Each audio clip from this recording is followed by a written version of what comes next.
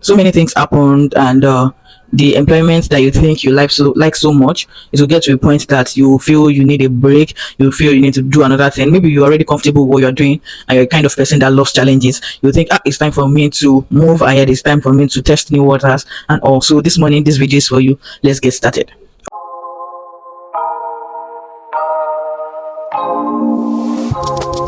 Hey guys, welcome back to my channel. This is Olaita Alao again. I hope we are well, and I hope we had a restful weekend. Last week was a long holiday, Tuesday to Thursday, and for some people, you got Friday work from home. That's amazing, and I hope you are able to clear the deliverables you have on your desk, and I hope you are ready to explore this week. I hope you are ready to win this week.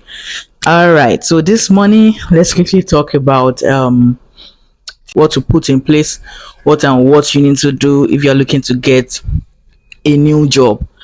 Recall last week that I talked about 8 tips for a young graduate person seeking to get an entry level job. 8 tips that you need to apply for you to get a job that you really desire.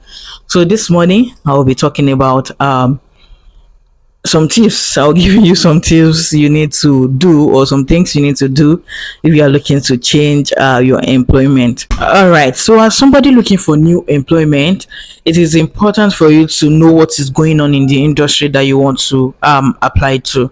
Right, maybe you are leaving or the FMCGs to tech to banks. You need to know what is obtainable where you are going to, and there are different ranking scale that different organizations, different industry uses. So you need to be familiar with that before you can even say you want to move.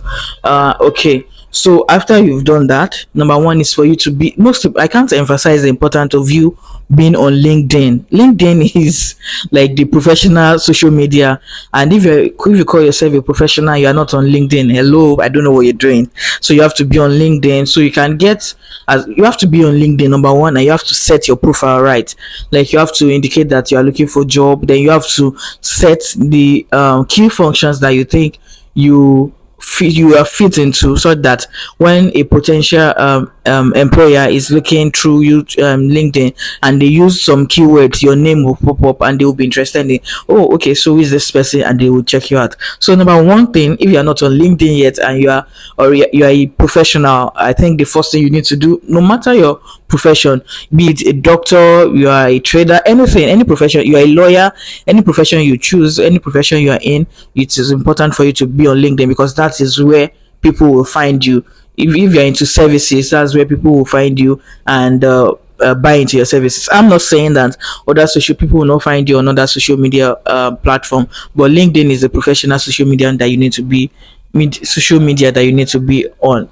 All right, so after that, the number two thing you need to do is to prepare for the job you want to apply to.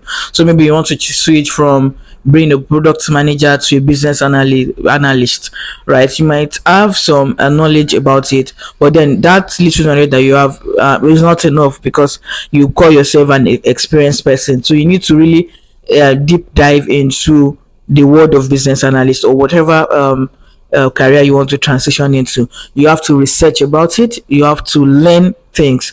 If there are some skills that you think will be beneficial, you need to research about it. You need to take courses online, or you can not there are so many free courses that you can take, or you can pay for it, depending on how urgent you think you want to transition, or how important that transition is for you. For example, I have a colleague. Back then, we were product managers together, but she wanted to move to tech.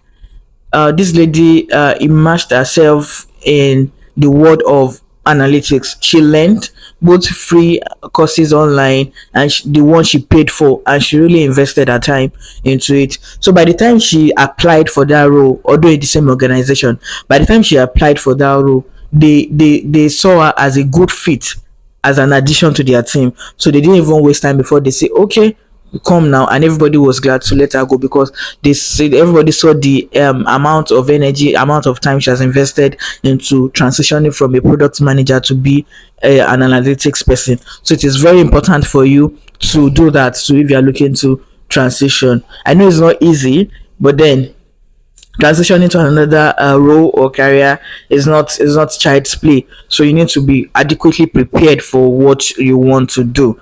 All right, so number three, the third thing is for you to just prepare for interview. There are some mistakes that some of us that we think we're experienced we do. We take all these interviews for granted, especially when you are good at what you currently do. Even if it's the same road you are interviewing for, we take some things for granted, thinking that we know it all. What will the interviewer ask you that you do not know? Hello, that's the beginning of reject mail for you. So if you are looking to change organization, to change role, to change career, you must prepare adequately for interview.